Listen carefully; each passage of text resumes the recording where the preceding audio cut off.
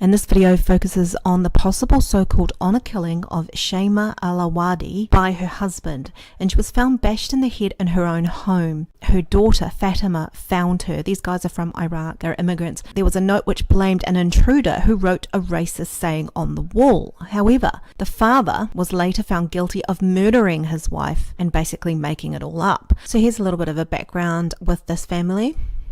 Shema was planning on divorcing her husband and moving to Texas. Much of the affidavit is centered on the behavior of Shema's 17-year-old daughter, Fatima. The only other person known to be in the home at the time of the attack is evidently unhappy about an arranged marriage. The affidavit reads, Fatima was being forced to marry her cousin. It's also unclear whether or not this was a hate crime. The family told 10 News 2 days after the attack, someone left a note next to Alawadi's body, calling her a terrorist. The affidavit states the handwritten note was a copy and not an original. Police are searching for that original. Believe that the daughter knows more than what she's letting on. And this is the daughter here, Fatima. I just want you to take a look at her overall demeanor. I'm not saying that she killed her, but due to her lack of care, or compassion and empathy for the fact her mother has just died. Why? Why did you do it? That's all I want to know. Answer me that. 17-year-old Fatima Al-Hamidi begs for answers, pleading to know why someone nearly beats her mother to death. Hit repeatedly in the head, she says, with a tire iron. Oh, okay, so if you look that she's wearing glasses, she's also got a handkerchief in her hand, or a tissue. This is to cover up her face. She's looking this way and she can't keep her head still and face the camera or the interviewer. This is a barrier, and her head moving away is also a barrier. Her 32-year-old mother, Shema Alawadi, is not... You see zero tears coming down her face. I know it's fuzzy, but there are no tears, and the shrugging of the shoulders is not typical of someone who's just lost their mother. You are dejected and in grief. You don't put on grief like I believe she's doing. The pain that your family's going through. I mean... Shrugging the shoulders, she's shrugging off the question. We're speechless, you know? Again, shrugging it off. Because she doesn't really feel these emotions. She's such an innocent woman. I mean, why? Why did you do that? She's a housewife. She's innocent. Okay, you're not hearing any sort of mucus going down her throat or in her nose, which typically happens when you've been crying for real. The glasses are covering her non-existent tearing eyes, and her overall demeanor is not a person in grief. She is playing grief. She hasn't hurt anybody. You know, she's a mother of 5. Why did you do it? I mean, I found her on the floor, drowned in her own blood, with a letter next to her head saying, "Go back to your country, you terrorist." We're not the terrorists. You are. Whoever did it. There you go, a shrugging of the shoulders and the shaking of the head. So obviously there's something that she doesn't believe in what she's saying. We're not the terrorists. You are. Whoever did it.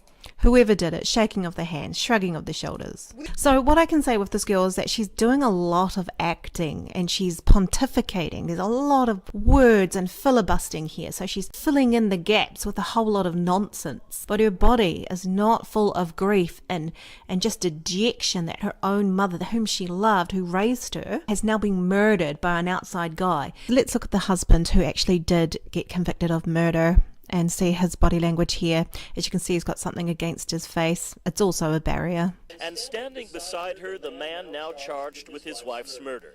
Qasim Al-Hamidi, as you can see, he appears to be crying, and within a couple of weeks... Appears to be crying, not actually crying. There were no tears coming out. This is at the funeral of the wife and his overacting skills. Here he is at his wife's funeral in Iraq, collapsing to the ground. Having said that, different cultures grieve in different ways, so I might be overstepping the mark. I just see an overactor, to be honest though. So again, this is Fatima, and this is, I think it's on the day of the funeral, and there's lots of cameras and a whole lot of family members there and cultural members there as well. Let's have a look at her demeanor. As I said before, we're speechless. We're not gonna cry if that's what he wanted. Okay, we're speechless and we're not going to cry if that's what you wanted. who is she. So she's obviously talking to the fictional guy who murdered her mother. And if again, she's not in grief, neither was the father. We're not going to do that. We're not going to take off the scarf if that's what he wanted. We're not going to give him what he wants. Apparently there was a point to what he wanted. So this girl is just filling up the gaps. We're speechless, you know? And I lost my best friend. I lost my mother. We're going to grow up not even having the right to say, Mom, we need you. Again, she's acting like she's lost her dog and not her mother. There's no sense of communicating to the people behind her, and because there is a lot of concern with the fact the woman has been murdered, and a lot of the family members are actually not trusting the daughter, and then they weren't trusting the father as well. I'm not saying that she had anything to do with the actual murder. However, she is displaying a whole lot of deception or just incongruent mannerisms and demeanor in the circumstance. So this is Qasim Al-Hamidi, and he is the father, and let's look at his face, ladies and gentlemen. Look at this. There are 0 tears coming down and a whole lot of acting. You know, he really should have taken some acting courses. Her description in the courtroom brought her father to loud sobs. Okay, loud sobs but no tears. So you know, ladies and gentlemen, when you see that, that is called not even crocodile tears, it's just pure acting. And lastly, let's just look at him in jail when he was convicted. Again, we've got deception going on.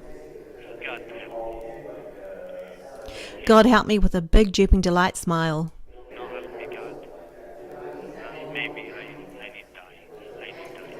He doesn't believe it. He goes, I need to die, I need to die. And he was shaking his head. So guys, thanks for listening. This was my take on this guy here who was convicted of murder and faking all of the evidence. Good job that he's in jail. What a shame that this had to happen. I do want to make it known that I'm not personally against Muslims, but what I'm doing here is looking at deceptive behavior and mannerisms and body language. That's my overall verdict. Thanks for watching. Please like and subscribe and ding my bell. Cheers the dialogue.